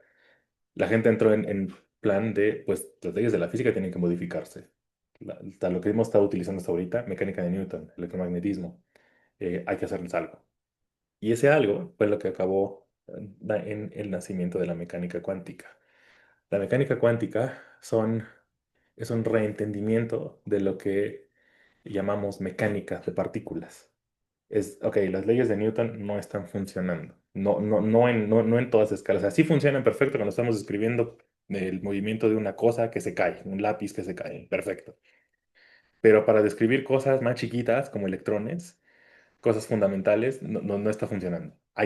Otra cosa está ocurriendo y entonces las leyes de la física son otras. Eso es lo que me está diciendo la naturaleza. ¿Cuál es esa modificación? Todo eso es lo que van a ver en Intro a la Cuántica y luego en Cuántica. Van a discutir qué es lo que tiene que modificarse para que entonces las leyes de la física coincidan con lo que estamos observando. Quiero hacer énfasis otra vez en esa oración porque me ha pasado que gente en el taller de física me ha ido a preguntar, ¿por qué la mecánica cuántica está rara? ¿Por qué es que por qué usamos espacios de Hilbert? ¿Por qué queremos que los operadores sean newtonianos? ¿Por qué tal, tal, tal y tal? La respuesta a esa pregunta, cuando estén en esos momentos y estén preguntándose, ¿por qué la cuántica es tan rara? ¿Por qué me están haciendo calcular estas cosas tan extrañas? La respuesta es siempre la misma, porque la naturaleza nos está diciendo que así es como tenemos que describirla. No es porque seamos masoquistas y nos guste explicar las cosas de la forma más complicada posible. No, es porque estamos midiendo algo, como la describíamos no funciona, tenemos que cambiar la descripción. Ok, todo ese choro. ¿A qué va con nuestra descripción de diamagnetismo y paramagnetismo? Bien, resulta que estas dos explicaciones no pueden ser correctas de acuerdo a la física clásica. Sin embargo, como les dije, como empezamos, diamagnetismo y paramagnetismo y ferromagnetismo, los tres fenómenos son un hecho experimental. Eso no está en duda. Eso pasa en la naturaleza. Lo que ahorita acabamos de decir es, la explicación que acabamos de dar no es exactamente correcta, tiene problemas. Pero el hecho de que esos materiales existen no está en duda. Entonces ahora nuestro trabajo es, ok, ¿cómo reconciliamos eso? Entonces, ¿cómo explicamos? Bien, resulta que después de que avancen un poco en su curso de mecánica cuántica, verán que una de las principales cosas, o sea, hay que cambiar todo, pero una de las cosas que más les va a resaltar es cómo se reinterpreta el concepto de momento angular de una partícula en mecánica cuántica. Resulta que, por cómo hacemos la descripción, en mecánica cuántica logramos saltarnos este problema, el uno, porque en la mecánica cuántica el electrón no le está dando vueltas al núcleo. O sea, no es como la Tierra dándole claramente una vuelta en círculo o en elipse al núcleo. Eso no está pasando de acuerdo a la mecánica cuántica. Un electrón no es algo que es, que es una pelota que podemos seguir en el espacio y decir, mira, está aquí, y luego está acá, y luego está acá, y luego está acá, y está dando vueltas. La descripción es diferente. Y el punto es que esa descripción es tal que el electrón no le está dando vueltas al núcleo, pero aún así podemos definirle su momento angular orbital. Sí tiene momento angular orbital. Ese momento angular orbital ya no trae el problema que les acabo de describir, porque como el electrón no está dando vueltas, no está irradiando nada. Esa frase es lo justo lo que acabo de decir, y esa es la que cuesta más trabajo en mecánica cuántica entender, o más que entender, reconciliar. El electrón no está dando vueltas y aún así tiene momento angular. Y ese momento angular se puede relacionar con el momento dipolar. Como el electrón no está dando vueltas, entonces no está generando una corriente. Eso no está pasando. Pero entonces nos saltamos ese paso y decimos, el momento angular del electrón genera este momento dipolar. Y ese momento dipolar sí se puede acoplar con el campo magnético, con la explicación que dimos. Ajá. Y entonces sí ocurre esto que les acabo de explicar. Este modelito sí ocurre cuando lo reducimos a esto que les dibujo en rojo, a momento dipolar y a campo magnético externo. Si lo reducimos a son esas dos cosas las que están interactuando físicamente, la explicación funciona. Y el momento y el campo magnético externo sí alinea momentos dipolares. Lo único que tenemos que quitar de nuestra cabeza es el paso intermedio de el electrón está dando vueltas. Si eliminamos eso, todo funciona igual. Entonces, la mecánica cuántica dice un electrón puede tener momento angular sin necesidad de estar dando vueltas. Y eso mismo aplica en acá abajo, en el diamagnetismo, paramagnetismo, perdón, en el caso de la rotación sobre su eje. Entonces, un electrón no puede ser una esferita de un radio finito girando. Si seguimos partiendo de la hipótesis de una partícula fundamental, eso no puede ocurrir. Sin embargo, resulta que el electrón sí tiene dos tipos de momento angular. Igual que el sólido rígido, sí tiene momento angular orbital, que es el caso uno, y tiene momento angular, eh, no es porque esté girando en torno a su eje, por eso utilizamos la otra palabra que se usa en mecánica. En mecánica, no sé si recordarán el término, al momento angular que no es orbital, cuando describen un sólido rígido, se le llama spin. El electrón sí tiene spin, sí tiene ese momento angular como si estuviera dando vueltas en torno a su propio eje, pero no lo está haciendo, no está dando vueltas en torno a su propio eje porque no hay tal cosa como su propio eje. El electrón es una cosa, es una partícula elemental. No puede estar dando vueltas en torno a su eje, porque eso no existe.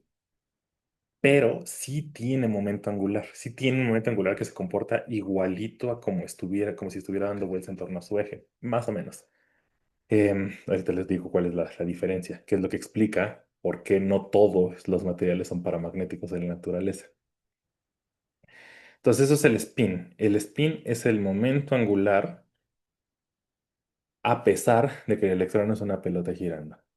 Y también tiene momento angular orbital a pesar de no estarle dando vueltas al núcleo. Hasta acá, más o menos me siguen.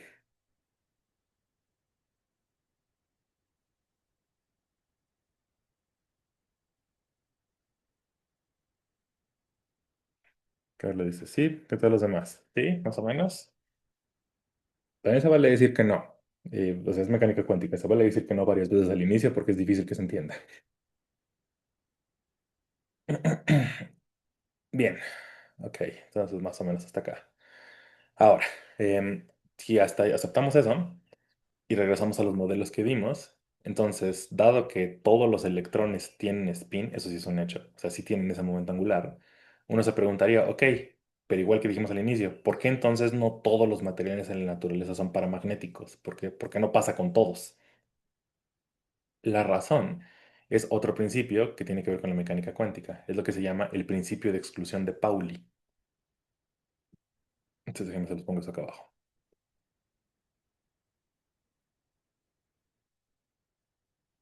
El principio de exclusión de Pauli indica que los electrones tienen que agruparse en pares, esencialmente. ¿A qué me refiero con pares? A que si resulta que yo tengo un electrón en cierto estado y su spin, su momento angular intrínseco, ese es el otro término para el spin, momento angular intrínseco se le dice. El término intrínseco viene de, es un momento angular que el electrón tiene solo por el simple hecho de existir. Igual que la masa es una característica que le asociamos a las partículas pues la tiene porque existe. Y la carga eléctrica lo mismo. Decimos el electrón tiene carga eléctrica tal pues porque existe y ese es el electrón. Resulta que la tercera característica fundamental es el spin. Decimos el electrón tiene spin un medio porque es el electrón. Esa es su característica, eso define a lo que es el electrón. Entonces, bueno, si el momento angular, si el spin de un electrón apunta, decimos, para arriba, en un estado, y yo quiero poner a otro electrón en ese mismo estado, resulta que tu momento angular tiene que estar apuntando para abajo, su spin. Spin arriba, se le dice, spin up, y spin abajo. Tienen que agruparse en pares necesariamente. Entonces, si por ejemplo mi elemento tiene un número par de electrones, significa que siempre voy a tenerlos así, de dos en dos. Uno, si tengo uno, va a estar arriba y el otro va a estar abajo. Uno va a estar arriba y el otro va a estar abajo. Entonces, si este spin es lo que se relaciona con el momento magnético, entonces significa que el momento magnético de uno apuntaría para arriba y el momento magnético de otro apuntaría para abajo. En elementos que tienen números pares de electrones, el momento magnético, aunque se alinea con el campo magnético externo, se acaba cancelando, justo por la orientación del spin, por Pauli. Por eso no todos los materiales tienen momento magnético. De hecho, si revisan una lista de cuáles materiales típicamente son paramagnéticos, verán que la mayoría, no todos, la mayoría, son elementos, están formados de elementos que tienen un número impar de electrones. En ese caso, es más fácil, es probable que se dé el paramagnetismo. Eh, con el diamagnetismo la idea es más o menos la misma. Resulta que el electrón el efecto tiene que ser tal que, por un lado, la alineación de los electrones, la configuración de los electrones tiene que ser tal que el paramagnetismo sea muy débil, y por otro lado, el momento angular orbital que tiene los electrones tiene que ser muy grande para que entonces ese efecto del momento magnético que se genera para abajo, sea detectable. Entonces, por eso también no cualquier material es un diamagneto. Lo que nos lleva finalmente a lo que es un paramagneto.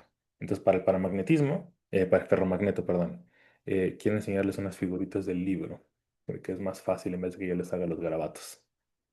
Entonces voy a dejar de compartir la pizarra y voy a empezar a compartir pantalla por allá. Antes de quitar esto entonces, preguntas.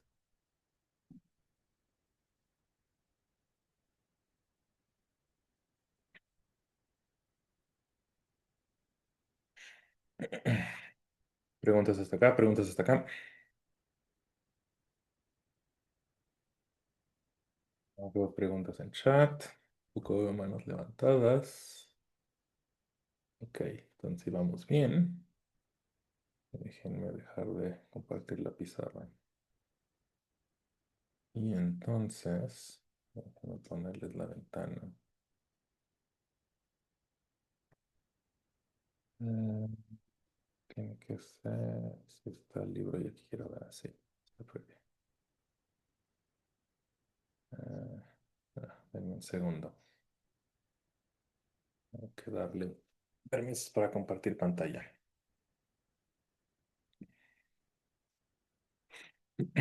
Entonces, ninguna pregunta ahorita en lo que abre. Preguntas, preguntas.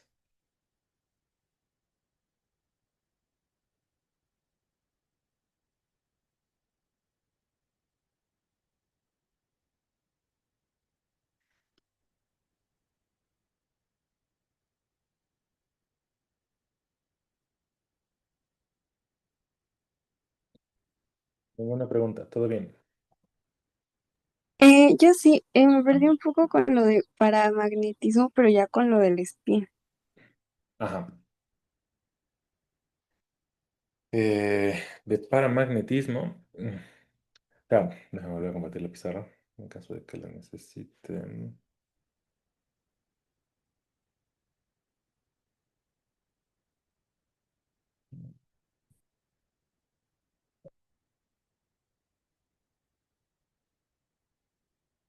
Em, a ver, entonces, resumen, vale la pena hacerlo.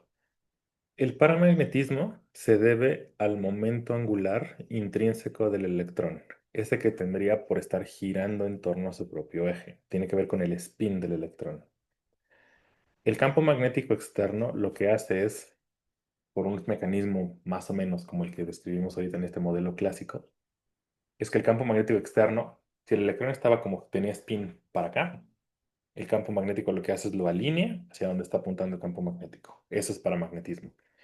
Entonces, el paramagnetismo es tal que el material, cuando un material es paramagnético, es porque el material es tal que al aplicarle un campo magnético externo, alinea los espines en la dirección del campo magnético. Y en consecuencia, se genera un momento magnético neto en el material y este material adquiere propiedades magnéticas. Eso es un paramagnetismo, es un paramagneto. No ocurre en todos los materiales. Una explicación tiene que ver con el principio de exclusión de Pauli. El principio de exclusión de Pauli indica que yo tengo que tener los electrones en pares, en un mismo estado, uno con espina arriba y uno con espina abajo. Resulta que solo esas dos configuraciones posibles, solo son esas dos. No hay ningún momento angular intrínseco intermedio para un electrón, siempre es nada más para arriba o para abajo. Punto. Eh, Eso significa que a pesar de que se acaben alineando, según describimos en el modelito de allá, se acabarían alineando en pares encontrados. Si uno se alinea para arriba, uno se va a alinear para abajo. Si uno se alinea para arriba, uno se va a alinear para abajo. Entonces, no todos los materiales pueden tener, bueno, al darse esa alineación en pares, entonces se van a acabar cancelando y el momento magnético, el momento dipolar magnético neto va a ser cero. Y entonces no va a tener propiedades magnéticas el material, no va a ser un paramagneto. Eso explica por qué elementos con número de electrones pares típicamente no son paramagnetos, son diamagnetos. De eso con paramagnetismo. Y con diamagnetismo, ese es el que se debe al momento angular orbital del electrón en un átomo. Es el que tendría por estarle dando vueltas al núcleo, alrededor del núcleo. No le está dando vueltas alrededor, el electrón está dándole vueltas al núcleo, pero aún así sí tiene momento angular orbital. Entonces, según explicamos en este modelito, cuando eso pasa, el efecto del campo magnético externo, cuando no domina el paramagnetismo, es tal que el momento dipolar magnético que se genera debido a ese momento angular orbital apunta en la dirección antiparalela al campo magnético externo. Si el campo magnético externo apunta para arriba, el momento dipolar neto va a apuntar para abajo. Eh, Ese efecto va a ser más grande entre más grande sea la velocidad tangencial que tiene el electrón. En términos ya correctos, ese efecto va a ser más grande si el momento angular orbital del electrón es más grande. Eso quiere decir que el diamagnetismo ocurre típicamente en elementos que tienen sus capas más externas ocupadas, porque entonces esas son las que tienen acceso a momentos angulares más grandes. Esa es la explicación. Los detalles de todo esto que acabo de decir, quiero que cuando lleven intro a la cuántica y mecánica cuántica tengan este tipo de cosas en la mente para cuando vean momento angular y todo esto que les estoy diciendo, empiezan a conectar y empiezan a conectar ustedes los puntos. y empiecen a ver cómo es que esas cosas que van a ver muy, muy, muy abstractas en mecánica cuántica empiezan a relacionarse con cosas medibles. Eso es súper, súper, súper importante, para que no crean que la mecánica cuántica es una cosa rara del tarot que alguien se inventó un día. Que no, tiene que ver con la naturaleza, que estamos con la naturaleza en la que estamos. Bien, entonces, regresando a el libro, nada más déjenme ver si puedo ponerles la pantalla, que creo que no me va a dejar. Ah, no, creo que sí. Vamos a ver. Sí, sí me dejó. Perfecto. Bien, entonces, tienen que ahorita que estar viendo la pantalla, ¿no? ¿Sí están viendo el libro? ¿La pantalla?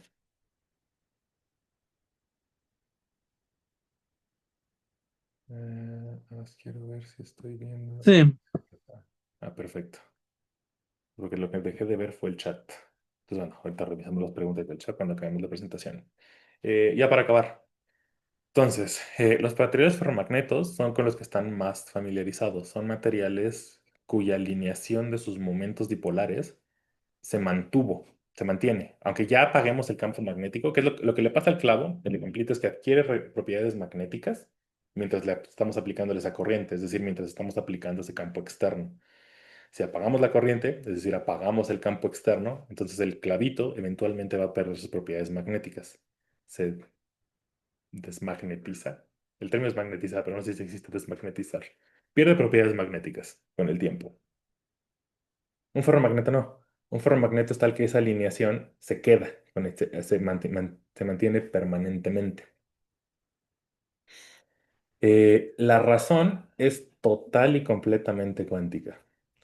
Eh, o sea, para magnetismo y de magnetismo igual, pero en esos dos casos sí fuimos capaces de dar una explicación de, bueno, más o menos cómo ocurre si estamos pensando que sí son cosas dando vueltas.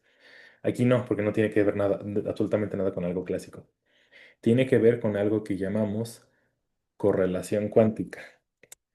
Eh, la razón es que en un ferromagneto, cada uno de los dipolos, cada uno de los electroncitos, ya sea dipolo por momento angular orbital o dipolo por momento angular intrínseco, por spin, resulta que el sistema prefiere que el momento dipolar de uno apunte en la misma dirección que el que tiene al ladito. Son que son muy solidarios entre ellos, si quieren ponerle un nombre. Y resulta que una vez que uno empieza a apuntar para un lado, el de al lado dice, ok, me agrada, voy a apuntar también en esa misma dirección. Y entonces de forma natural se quedan alineados porque resulta que el sistema prefiere, la preferencia del sistema es que se mantengan alineados. Eso de prefiere el sistema, como quizás se imaginan, tiene que ver con cosas como qué es energéticamente más favorable, qué resulta estar más relacionado con el estado base del sistema, pensando si quieren en términos de termodinámica, que vamos a mencionar eso ahorita, porque resulta que el ferromagnetismo tiene que ver también con las propiedades termodinámicas del sistema.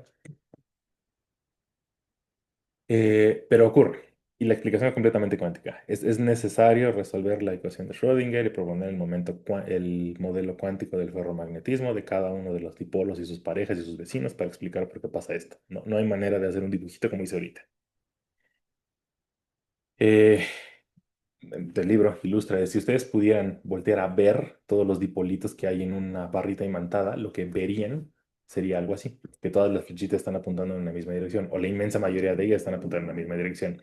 De hecho, eso que dije de pues, si pudieran ver, no es entre comillas. De hecho, sí se puede ver de la siguiente manera. Se ve típicamente así. Es una imagen que sacó el libro, Griffith lo sacó de algún otro lado, pero de hecho esta imagencita que está aquí la van a ver, es uno de los experimentos que pueden llegar a hacer en los laboratorios de física contemporánea, en los del último, los de la final de la carrera. Es una práctica más como de las comunes, la práctica de materiales ferromagnetos.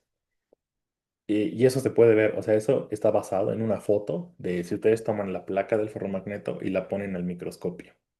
Si lo ven al microscopio, resulta que se ve esto. Entonces, ¿qué es esto? Esto de aquí se empieza a ver a microscopio que el material empieza a tener empieza a dividirse como en zonas. Esas zonas son tales que los electrones, en cada una de esas zonas, sus momentos magnéticos están alineados en una dirección. Eso es lo que están intentando representar estas flechitas. Por ejemplo, esta zona que está aquí del material es tal que los momentos dipolares están apuntando para acá.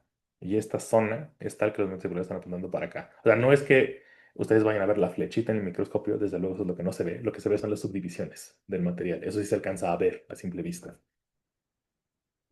Entonces, esa alineación que les estoy diciendo que se produce por correlación cuántica, porque es el estado preferente del sistema, se da a pedazos en el material, no se da en toda la placa completa, se da en secciones. Son los dominios del ferromagneto. Eh, ok, ¿y qué más cosa quería decir? Entonces, bueno, aquí hay más explicaciones acerca de lo que pasa en cuanto a las torques aplicadas y demás. Eh, em,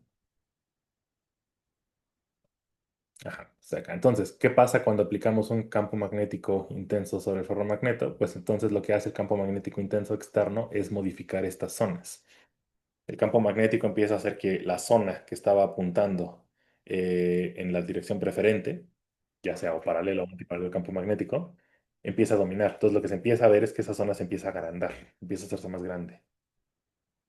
Cuando la zona empieza a ver una zona que es claramente dominante, se dice que el material se saturó y entonces el material obtuvo ya por fin propiedades magnéticas y está generando un campo magnético neto.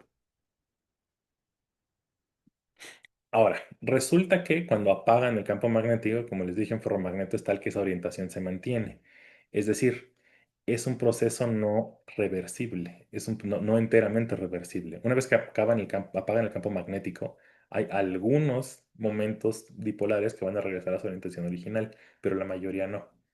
En promedio, el momento magnético, dipolar magnético, se va a mantener, aunque ya no esté apagado, aunque esté apagado el campo magnético. Y entonces el objeto decimos que se volvió un imán permanente. La práctica que les describo de física contemporánea involucra también en medir justo eso, medir cómo es que va aumentando el campo magnético del objeto, o su momento dipolar magnético, conforme yo estoy aumentando o disminuyendo el campo magnético que estoy aplicando sobre el objeto. Como ese campo magnético externo, igual que en el ejemplo del clavito, típicamente tiene que ver con una corriente que estoy yo aplicando, esas grafiquitas típicamente se ven como estas, algo de este estilo. De hecho, la experimental es esta. Entonces, típicamente lo que se mide es en este eje, cuánto campo magnético externo estoy yo aplicando con mi corriente. Y el eje vertical lo que mide es como cuánto campo magnético entonces está ahora generando el material que se está magnetizando. Esto de aquí, esta curva, se le llama una curva de histéresis. La curva de histéresis lo que me dice es cómo es que llega a su punto máximo de saturación. Entonces, como ven, la curva no es que conforme yo voy aplicando más campo magnético externo, entonces el material obtenga campo magnético, propiedades magnéticas infinitas. O sea, no es una línea recta, son líneas curvas. Y como ven, se empieza como a aplacar aquí en esta región y en esta región de aquí. Eso sí, eso es el punto que se llama el punto de saturación. Es cuando la región de momento dipolar más grande domina y entonces ese ya es el campo magnético que genera la barra imantada, no más. Entonces ya no puede crecer más. Entonces este es el punto de saturación, para un lado y para el otro. Y hay un campo magnético externo dado para esa curva de saturación. Entonces eso también es algo que se puede medir y es una de las practiquitas que también pueden hacer en el laboratorio.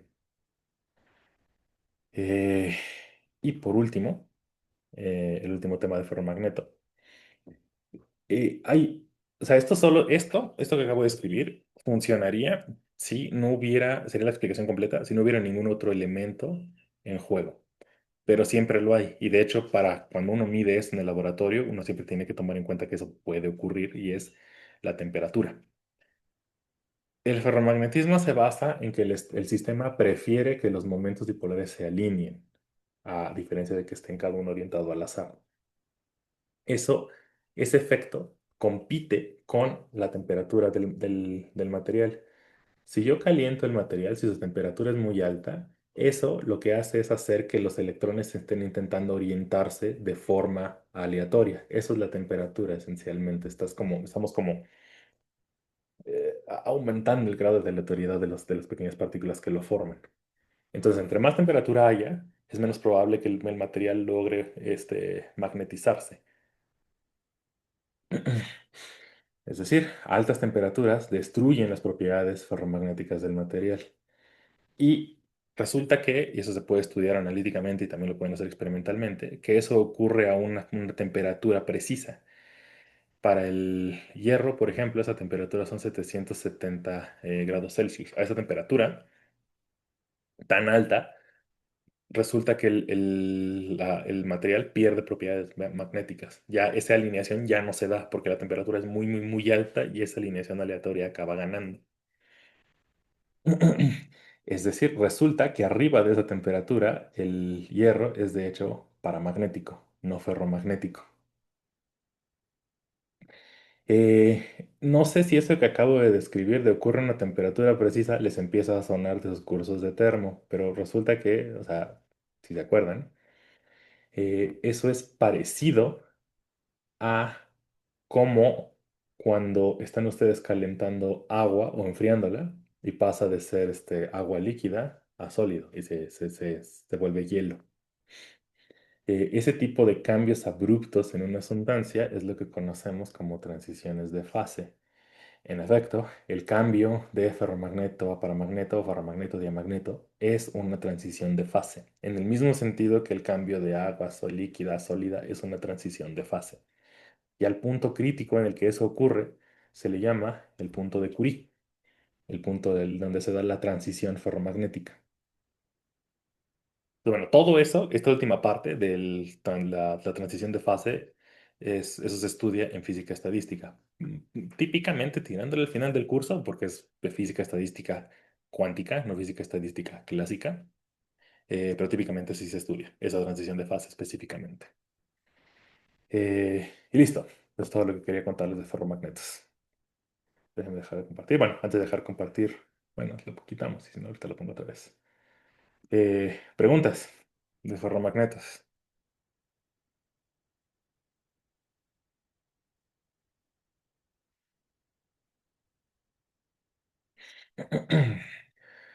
Preguntas, preguntas.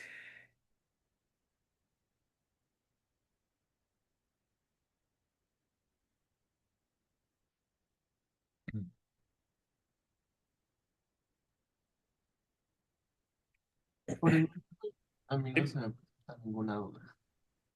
¿perdón? ¿Dudas entonces, Ángel? No te escuché. Por el momento a mí no. Por el momento no. Eh, bueno, lo que espero es que sí les haya dejado por lo menos con curiosidad para que tengan ganas de que lleguen a esos laboratorios que les platiqué y vayan a medir esas cosas. Eh, Está padre ver los resultados. Luego estar como haciendo la práctica no tanto. Esa en particular es un poco cansada porque hay que estar calentando y enfriando las cosas. Entonces es un poco de esperar como todo en muchos experimentos. Pero el resultado es muy bonito. Está súper padre ver ese dibujito que les puse de los dominios del ferromagneto. Es súper bonito que se ve. O sea, tal cual con sus ojos pueden ver esa división. Eso está padre. Bueno, con ayuda del microscopio, pero sigue siendo con sus ojos. Entonces, bueno, ese es el resumen. Hay tres tipos de materiales en la naturaleza, los englobamos en esos tres grandes grupos, de acuerdo a sus propiedades magnéticas, cómo es que reaccionan con campos magnéticos externos. Entonces, en resumen es, o se quedan magnetizados o no se quedan magnetizados. Si no se quedan magnetizados permanentemente, son paramagnetos o diamagnetos, y la diferencia es para dónde apunta el momento dipolar magnético, si la dirección del campo magnético externo o la dirección antiparalela, o los ferromagnetos, que son los que se quedan magnetizados permanentemente. Donde el permanentemente es dependiendo de la temperatura. Y puede haber esas transiciones de fases que discutimos al final. Ese es el resumen de lo que vimos hoy. Y nada más para que lo tengan en mente, eh, ya ahorita ya van a empezar a encaminarse a los lugares, los escenarios en los que las leyes de la física que conocen hasta ahorita ya no están funcionando bien. Entonces lleven ese registro, llévenlo pensando para cuando empiecen a ver el siguiente semestre van a empezar a ver, ok, entonces, ¿qué leyes de la física sí funcionan? ¿Cuáles sí describen lo que estamos observando para que lleguen a la mecánica cuántica? y relatividad especial por otro lado. Bueno, preguntas entonces en general de lo que vimos hoy, sino para... acabamos 10 minutitos antes y con eso terminamos. ¿Entonces ninguna pregunta? Carla dice nope. Como les decía, les voy a subir las notitas que hice a mano, se los voy a pasar a la doctora Mirna para que ella lo suba. También le voy a pasar el video, este va a estar ahí también en el Moodle. Y, de los libros. El libro que les puse es el Griffiths. Creo que ya les había platicado que de ahí también me gusta sacar algunas de las cosas de circuitos. No de circuitos, de la ecuación de continuidad. Lo de circuitos sí fue directo del Rednick. Que ese es el otro libro que me parece que es bueno que pueden revisar. A mí me gusta que, o sea, pueden utilizar ahora que van a estar repasando para cuando pasen el siguiente semestre, llevar como un equilibrio entre los dos. Si quieren checarlo como que muy aplicado directamente a cosas mm, medibles o aplicados en cuanto a tecnología se refiere, Resnick es bueno. Es como pasa por algunas cosas fundamentales, pero se da más directamente, ok, bueno, ¿y eso qué aparatos puedo construir con eso? Eh, y si quieren irse de lado un poco más con la explicación fundamental de, ok, entonces, ¿cómo es que funciona la naturaleza? Griffith es la opción que más me gusta, eso se los recomiendo. Nada más que si tengan cuidado al revisar Griffiths, porque pueden espantarse un poco con las matemáticas que maneja.